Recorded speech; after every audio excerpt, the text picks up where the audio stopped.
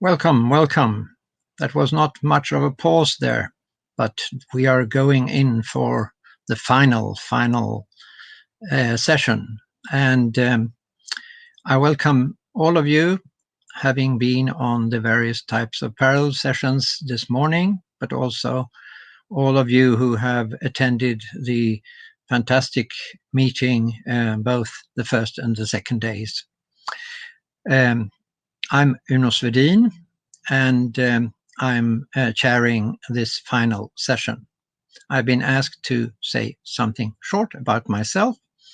I'm one of these oldies, retired professor, but still very active in the Stockholm Resilience Center at Stockholm University.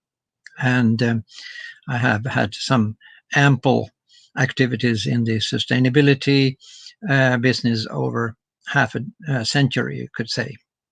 My PhD was from 1974 and onwards, what was later to be named sustainability science. And there has been Rio conferences, it has been the development of the sustainability science, it has been planetary boundaries and whatnot. And with regard to the agriculture side, as part of the EverAgri grouping in Europe, also very much on the application of the sustainability resilience types of issues to just the topic that we are speaking about now. But we are not speaking about myself here, and I will just go back to remind you of what the forthcoming program for this 3/4 of an hour is, and saying that we have two purposes. We have to listen to the short presentations from the 3 sessions in this morning, and then we will also hopefully have time for a discussion on that, but also with the audience. And you are invited to come through the questions and answers text mechanism. And we will try to see, maybe we'll cluster the questions and so on. It depends a little on how it goes, but it will not be sort of one question and one answer and so on and so forth. We'll see what happens. And now we can see the program. You have the program already, so you know what is. Can we ask for the program? And we'll see. And then it's just to remind you that we have the 3 pieces we have listened to earlier this morning. We have the qualitative methods session with Camelia. We have the risk insurance block with Simone, and we have Maurio's the role of the non-farm actors that you just listened to. So now we are updated on what is coming next, and after that we will have a little discussion among the 3 of us, in addition to myself, the 3 presenters, and then we will move over to this broader type of discussion. And I will come back to that when we have heard the presentation of what has been going on this morning. So I give the floor to Camelia, and please tell us what happened in the morning. Hello. So a lot of interesting things happened this morning. In the parallel session 4, dedicated to the qualitative methods of resilience assessment, in the first paper, Barbara showed us that co-creation is a good method to involve stakeholders in research projects. In general, ample research projects are likely to benefit from stakeholders' participation because of their particular inside views, and thus they are able to provide various ideas and opinions based on their subjective perception of the debated problems. This was particularly the case of the Shore Farm project, which largely benefited from the stakeholders' participation. The multi-scale approach allowed to identify convergent and divergent perception among stakeholders and observe that long-term stresses and pressures seem to be rather a major, more important concern rather than shocks.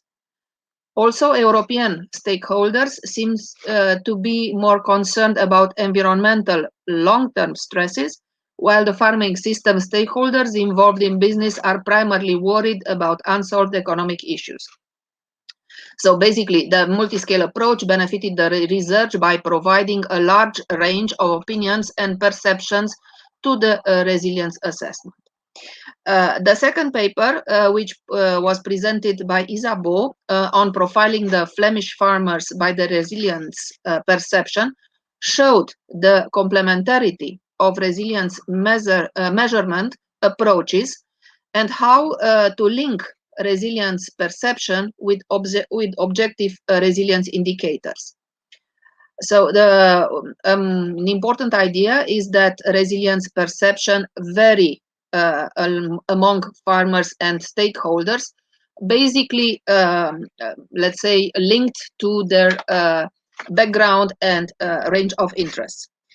Most toolkits in the resilience assessment are in the, let's say, range of objective approaches, and they generally do not count of a different type of approaches. They are let's say, focused on a limited number of indicators.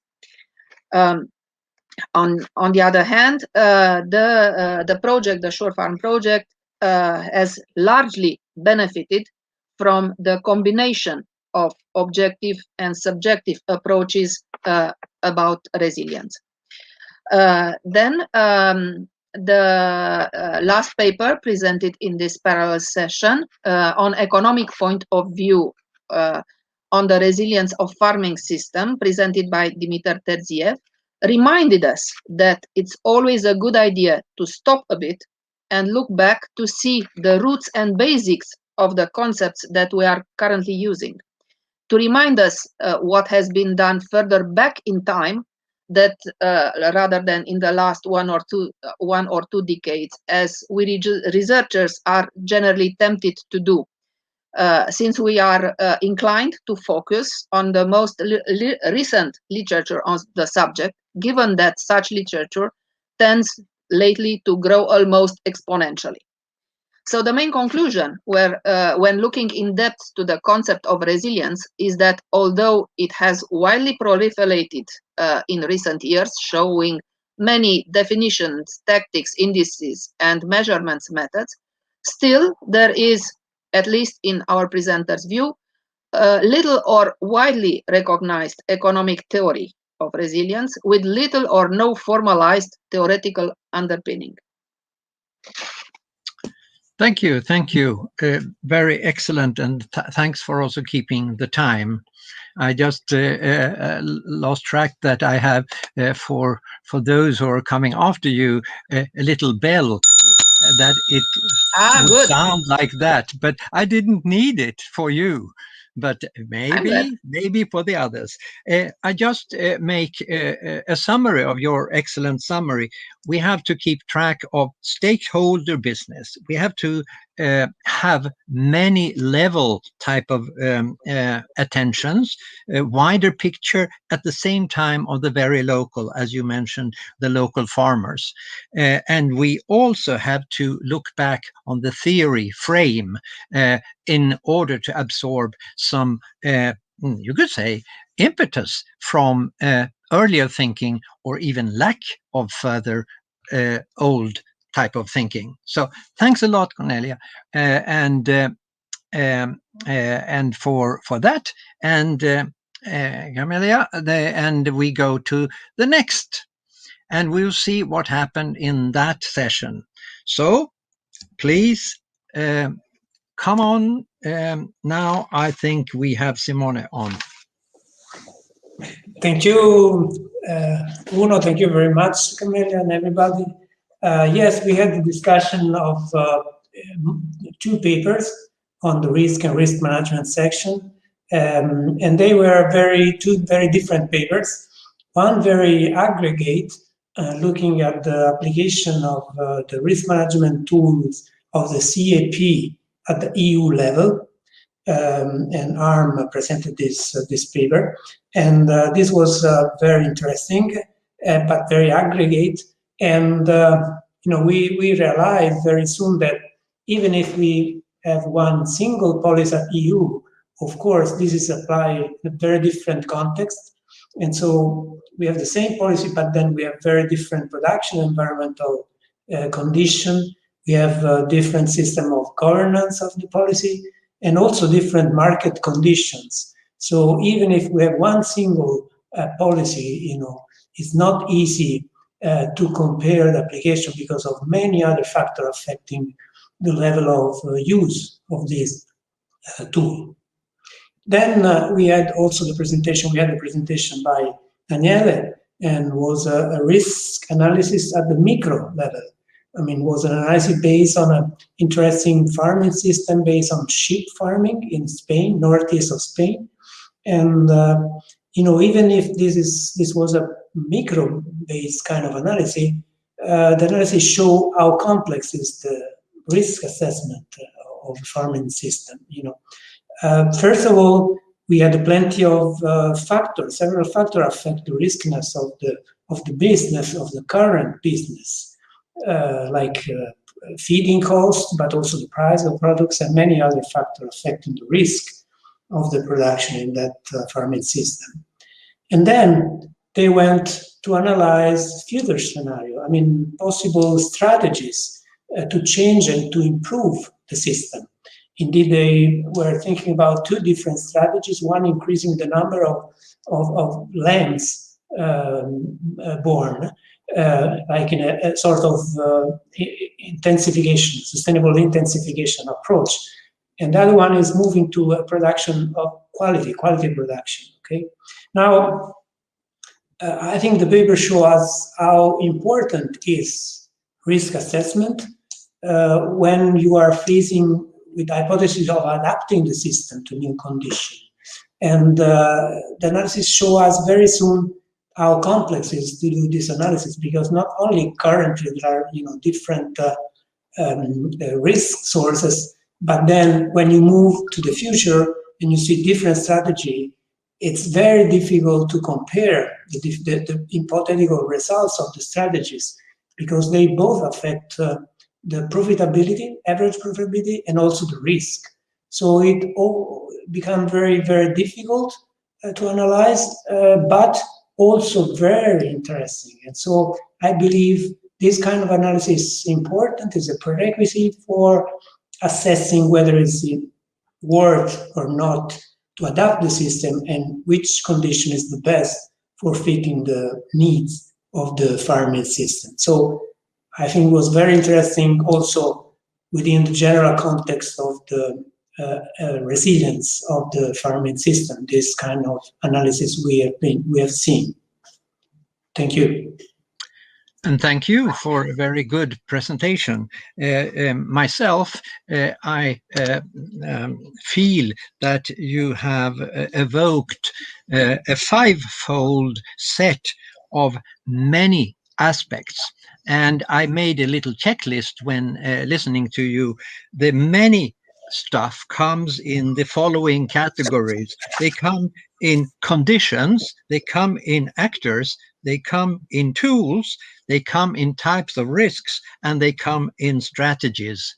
So you have so nicely represented the group you were chairing, and we got, you could say, a plural type of accord, like playing the piano. You have to play on all the keys.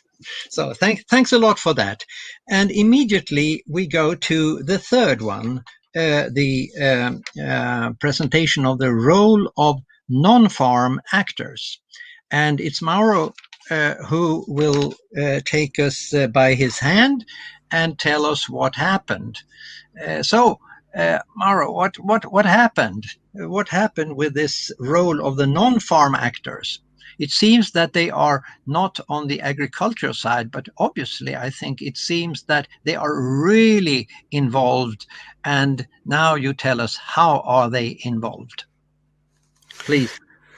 Yes, indeed, Uno. Thank you. The section was pretty much about the non-farm actors, in the sense that not so much as the objective of the research, but mainly these non-farm actors contributed very much to the analysis through participatory methods, especially for 2 out of the 3 papers, the one presented by Miranda Mussen and Carolina San Martin. I would like to start describing a little bit what Miranda presented, which was a very interesting and I think very important paper about the impact on resilience of the COVID-19 pandemic. It is, I agree with her, a unique paper, very timely, that described the impact on the resilience of 11 case studies, farming systems across Europe, the impact pre and post the COVID pandemic, which is indeed something that she and us could do because the Sure Farm was in place, so we could react very timely to this opportunity to contribute to understand better the effects of this dramatic pandemic. And well, her results suggest that the type of response of most of the farming systems analyzed is towards robustness. So they were coping immediately with the new situation in a robust way, sometimes adapting the activities to the new situation, but less so transforming completely their activities. I think this was a very important message from this paper. The second paper, presented by Guy Lowe from the University of Wageningen, is quite different. It's a different type of research. It is based on literature review, and it goes. It's a kind of exploratory or initial preliminary analysis about mixed farming and their resilience capacities, attributes, profile in general, taking mainly an angle looking at the costs and benefits of mixed farming. The argument that Guy made is that global food chain nowadays are characterized by a strong degree of intensification and specialization that has important benefits, but also very important problems that can make them vulnerable to a number of hazards and risks, while some other type of more sustainable farming system, which are, for example, the mixed farming systems, like, for example, agroforestry, have complementary characteristics that can help in facing some of the challenges. Finally, we had a third presentation from Carolina San Martin from the University, Polytechnic University of Madrid, which used as a methodology for the analysis of her results the causal loop diagrams. I think that this methodology is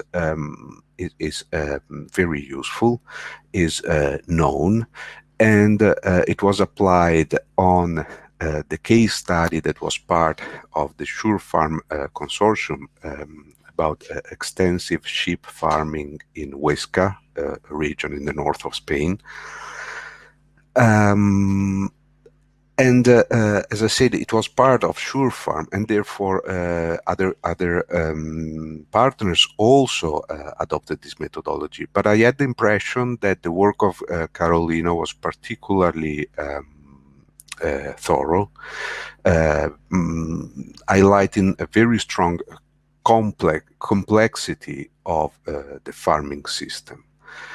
I was impressed by the details of such analysis, and I also very much liked an aspect of her analysis which is sometimes forgotten. So she basically analyzes resilience, of course, the resilience of this farming system, but also makes a comparison or considers within the analysis sustainability. You probably, Uno, knows very well because you described your work during the years, that sustainability now is something that it's a kind of, it's became a traditional objective of farming systems. We talk a lot about sustainability, while we moved as a framework for analysis to resilience. It's more updated, it's more fashionable also maybe, but we do not have to forget that sustainability is at the base of resilience, and that there's still much work to do to achieve sustainable farming systems. This is all. So thanks. Thanks a lot. That was awfully interesting, and also, as with the other two, I have sort of, for my own sake, some code works I'm taking back from your presentation. We are coming back to participation. We are coming back to the system, but not the system as it is, but also the preparatory, the time dimension of how the system evolves. And especially with regard to shocks, it's very important, of course, what was done before everyone knew that there was a shock of this or that type. And I would also say the wide hazard type of plurality, and also the methods movement that you also alluded to. So many thanks for that. And now we have done that part, the presentation of what happened this morning. Now we are moving, but still with you three as the sort of first explorer. And this will be very short because we have limited time, but we have to use those minutes in a good thing. It will go in sort of two steps. First, we will speak on three topics that I have figured out that has been on for the total type. Now we leave today's early morning session for the conference as a whole. And we will have a little commenting on those three types of topics I will mention, and then we will have a question and answers, and that will be also very short because time is very short. So you can, when I mention these three categories, you can choose one. Each of you can choose one. And the topics over the conference as a whole is the methods package. In all sorts of sessions we have had, it has been the resilience that now in the last presentation was coming up, the understandings, how the understanding in the grip of the, you could say, conceptual topic, but also the policy. The second one is beyond the agri sector, and that has to do with the systemic societal context, the wider move of society. That's the second one. And then we have, which was called earlier in the conference, the time aspect, but it's related to the sequence of development over time, and it has to do also with the normative aspects and the policy conclusions. So now you can choose, but you cannot do everything. So I suggest, but you don't need either to, each of you get 1 minute, and you can make your own shot on any of those, but not all of them. And you just say, this is my take home for the full conference on these, you could say, menus from the dishes of the conference. You understand my design of this? So you can choose one dish, and you have now any order. I mean, who would like to be first? Oh, that was silence. Okay, Maru, come on. I can start, Uno, thanks, and I will choose the second dish about going beyond the agri sector and having a more systemic approach or a systemic context. I think this is a very important take home for me from this 3-day seminar, because we talked a lot about the agricultural system, but we also have seen that there are intersections with other parts of the supply chain, both above and beyond. I mean, upstream or downstream with respect to the position of a farm or a farming system. And these have enormous consequences. So what happens in terms of risks and hazards to this other part of the supply chain has enormous direct or indirect consequences on the agricultural systems. And following the debate at the European level that we have at the moment, there's something that I could not avoid to think of, which is the recovery and resilience facility that the European Commission is deploying on all economic sectors of the Europe. This will mean a large amount of money for in green investments, digitalization, reforms, and so on and so forth, not targeting the agricultural sector specifically, but targeting the whole economy, meaning that it will especially help sectors which are strongly related to agriculture, retailing, tourism, restoration, and so on and so forth. I hear the bell, and I will conclude. Therefore, this will be a work that we will have to do. Also to consider the effect of this RRF, the recovery fund, how this will impact the resilience of the agricultural sector in an indirect way. Thanks, Uno. Yeah, thank you. And thank you for the content. I was not worried about the content. I was worried about sort of what we have to use the minutes after this round. So, but excellent. I think it's a very good example of sort of taking home a dish. So now, who would like to be the second taking home? I mean, it's not necessary for you to say something, but 1 minute, and there are 3 dishes on the table. So who would like to? Yeah, Simone.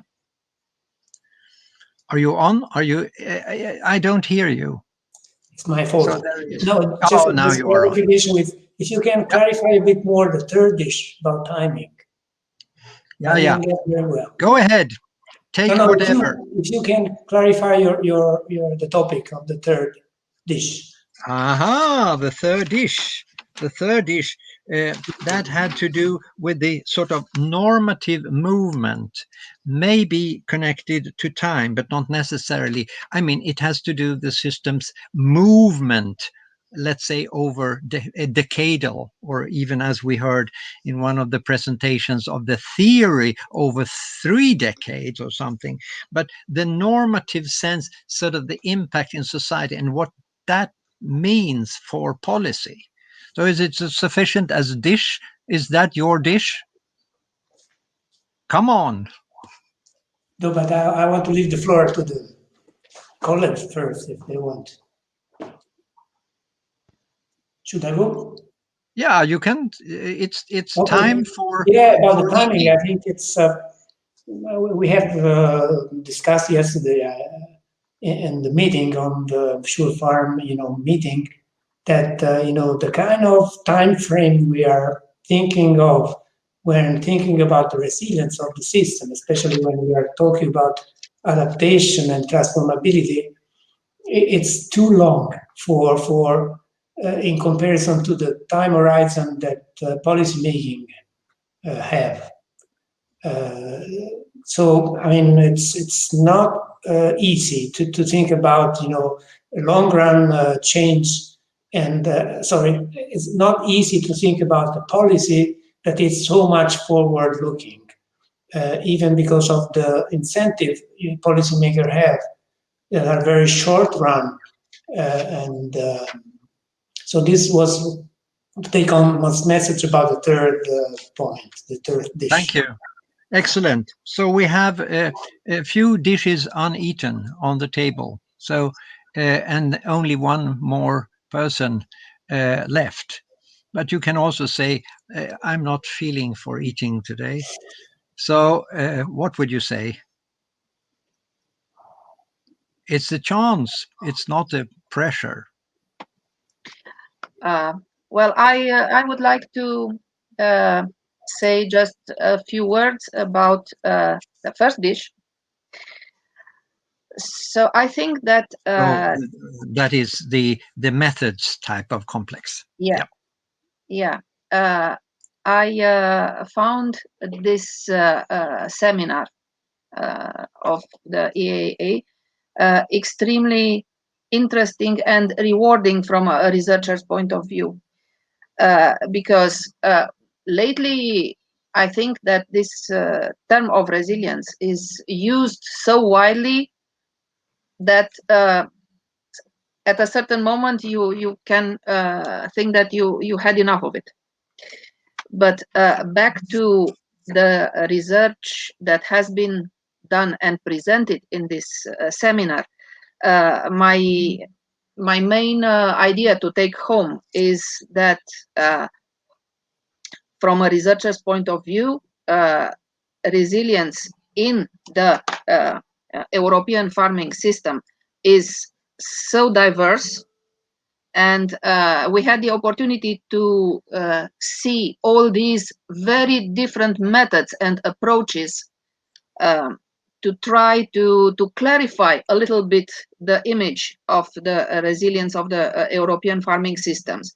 And what we've seen is that it manifests in very different ways, because farming systems which were analyzed are so much different in among them, from the point of view just of different country, among countries, regions, type of production, intensities, and so on. And something that I would like to emphasize is that the idea of asking stakeholders what is their particular inward perception of resilience, how they see it, and how they think that their opinion will help to draft future policies that might suit them better than that it does now. I think this is one of the main, let's say, gains of the day. Perfect timing. And now we have listened to that. And of formality reasons, before we listen to the observer rounding up, I would ask in the back room secretariat, do we have a sort of urgent question hanging there? The questions will be treated seriously after the conference, and they will definitely be used. But please so, you know, there is no urgent questions hanging in the chat. There is no oh, they are maybe listening. Oh, that's also interesting. Speaking and listening. And now they then can listen to the former observer, which is the sort of last piece in the show.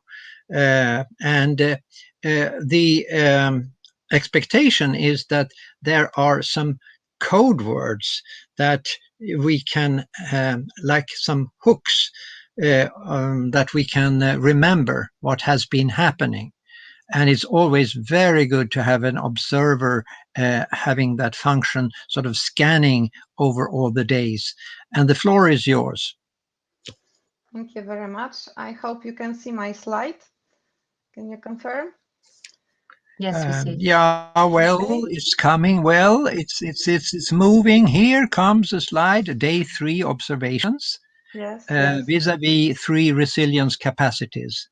Yes, because Please. at the end of the day, yes, we come back to this question: should we look future into? Should we invest into turtle, or we should invest in chameleon skills, or should we invest in caterpillar, which eventually will become a butterfly? So definitely we saw that the methods are going into more importance of participatory methods. So we've seen this co-creation, which gives us ability to ask participants at European level, at regional levels, what are their opinions. And we see that we can learn both from those opinions which match and those which mismatch. But among those that they all agree was that long-term vision and coherent policy is needed. So in this sense, they are forward-looking, they are looking more into adaptability, because without adaptability, actually, we cannot have transformability. It's no way from robustness, I think, jump immediately into transformability. So this long-term vision is a way to go from turtle to chameleon. So also clustering was proposed. So we can learn from groups of stakeholders who value high all 3 capacities, but also on those who value low all these 3 capacities. And then we have seen 2 clusters which differ in their opinions. So we can see that groups differ in their perception, and each of those groups has something to say. And we can learn from this. We can also learn from economic review. We saw that even Nobel Prize winners have their opinions and their research on that.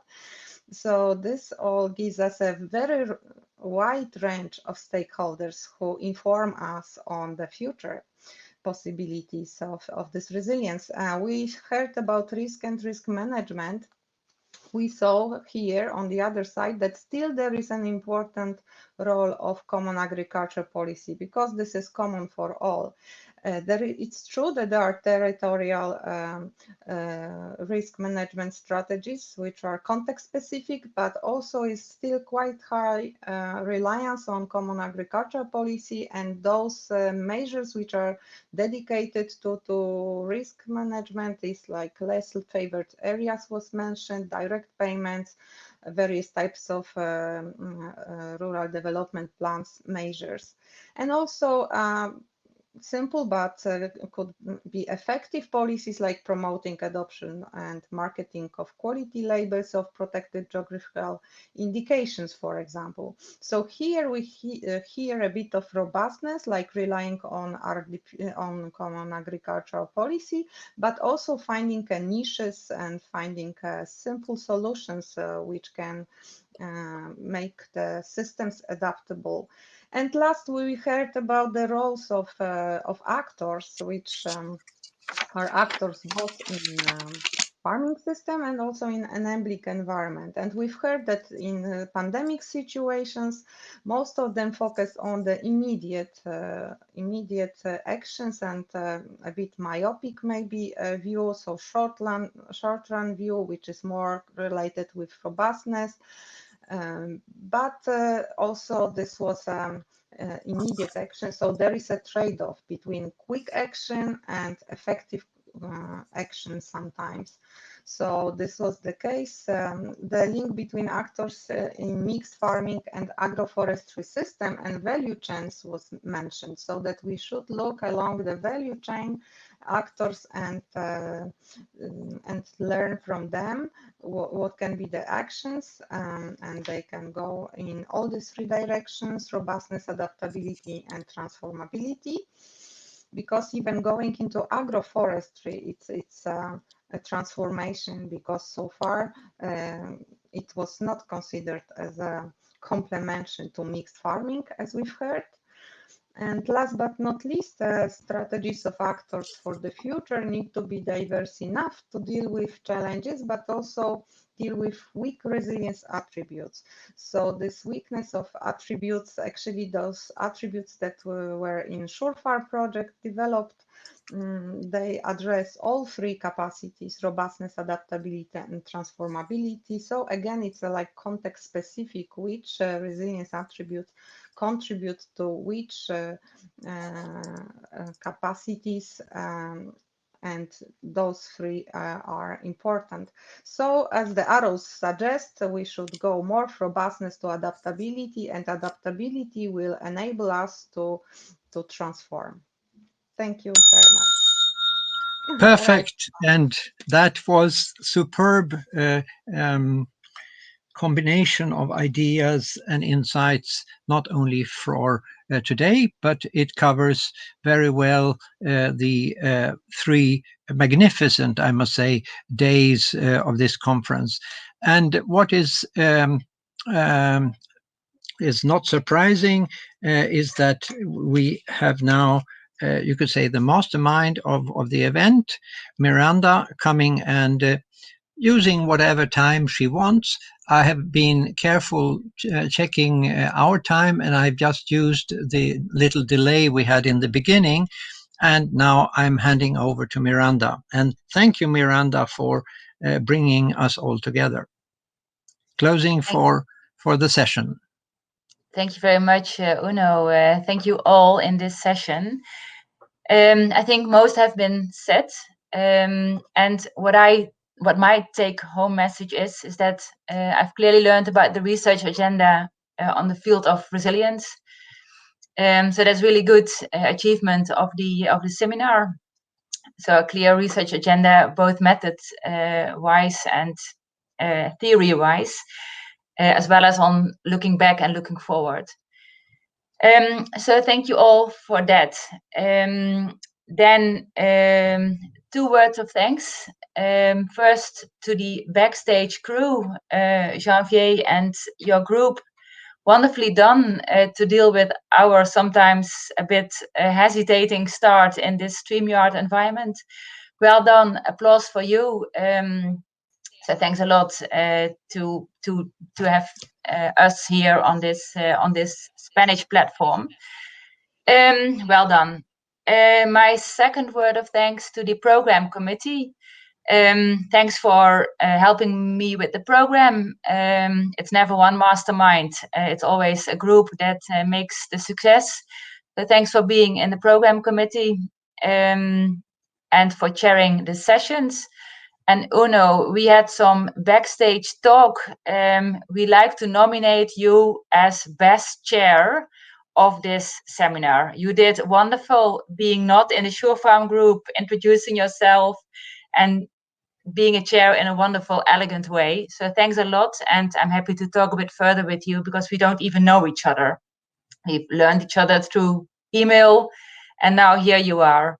So thanks a lot for bringing in also a lot of richness and experience. It's good to have that. We heard that from Camelia also, that was brought in one of the presentations this morning. It's good to look back and not just one decade, but a bit longer than that. So thanks for being with us in this conference. Thank you all for listening and joining. We had good participation over the 3 days, and actually I'm a very happy person here. So let's go then to a real dish or some simple sandwiches as we have in the Netherlands for lunch. And then that's it. See you all in another occasion. And Uno, I'll be in touch with you a bit later. Thanks a lot. Actually, to all of you, not only to Uno, obviously. Thanks, and enjoy the 4th dish then. Bye. Bye. Thank you, Miranda. Thank you all.